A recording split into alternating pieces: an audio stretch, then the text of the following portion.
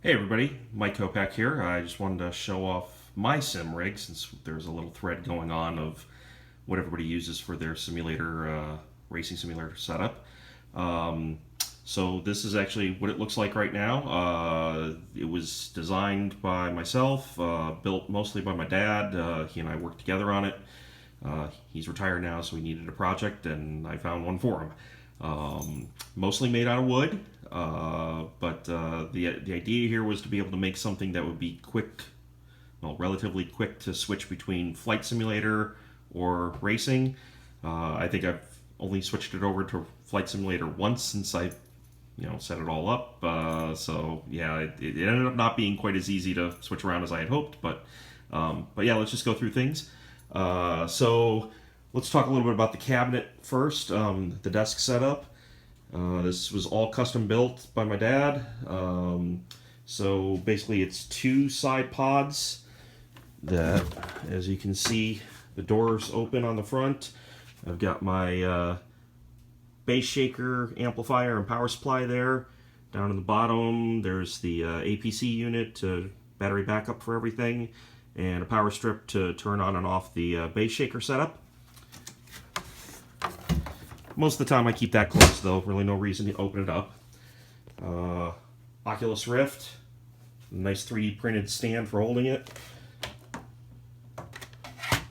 And the Xbox controller and a couple other things.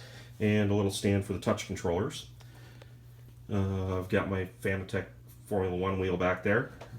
Speaker, monitor, which is on a nice pivotable moving stand. I originally had planned to upgrade to a 34-inch wide curved screen, but haven't gotten around to it because I really don't play much other than the racing games, and I do that in the Rift, so really no need. Obviously, my Fanatec V2 wheel with the GT wheel on it, hooked to the universal hub. I actually ended up buying that from Charlie Kuzma. Just changed out the wheel. He had the oval wheel, which I still have. I just like the GT wheel better for running the Nissan. Fanatec shifter and brake, although I need to remount the brake over on the side here. Over in the other pod, you can't really see it because everything's black, of course, but it's the 5.1 surround sound setup and subwoofer. Down at the bottom there, I've got the Fanatec V3 pedals. And then this is the GT Omega, the cheaper of the two seats that they sell. I was originally going to go with just a normal car seat, but mounting it was going to be a pain in the butt. Surround sound speakers, obviously, up here on the stands. There's 4 Aura bass shakers underneath the seat, 2 in the back, 2 in the front. Although, to be honest, with the whole wooden deck setup, it really very hard to isolate. I can tell front to back a little bit, but side to side is very tough to tell. The 2 button boxes here were custom built by me, 3D printed cases.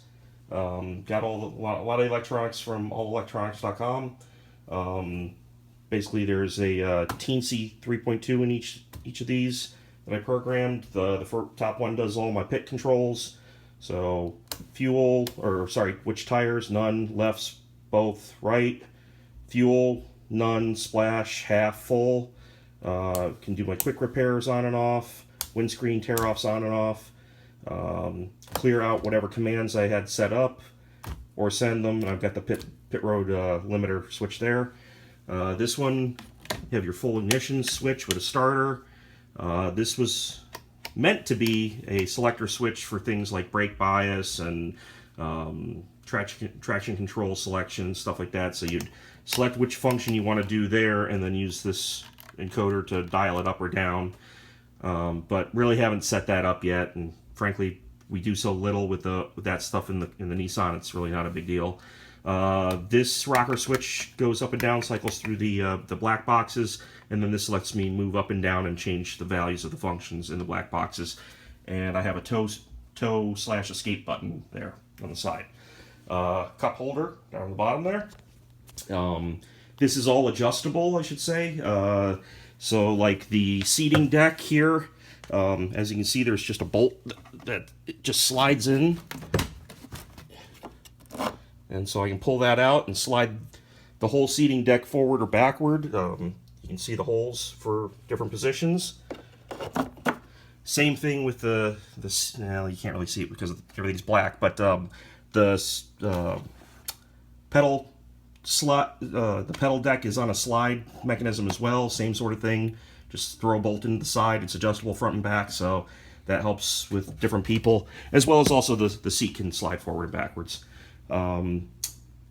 These arms can actually come off. They're just wing nuts on there, and same with the other side. And those arms can be replaced by, yes, this place is a disaster area.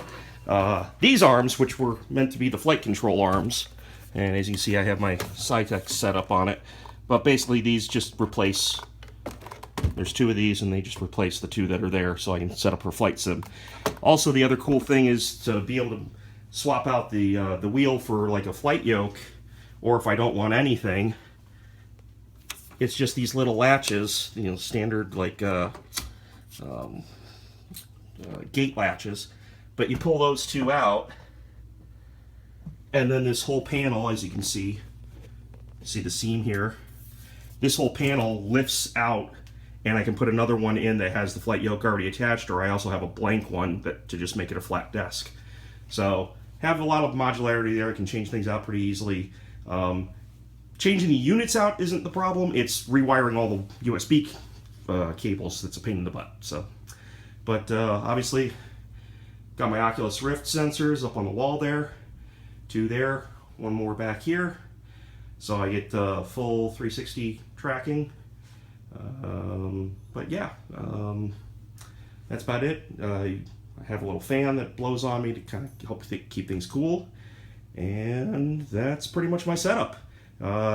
It's actually pretty solid. I'm dreading when I have to move because it's going to be a pain in the butt to move this. But yeah, you know, not quite as cool as 8020, but works really well. So anyway, that's my setup.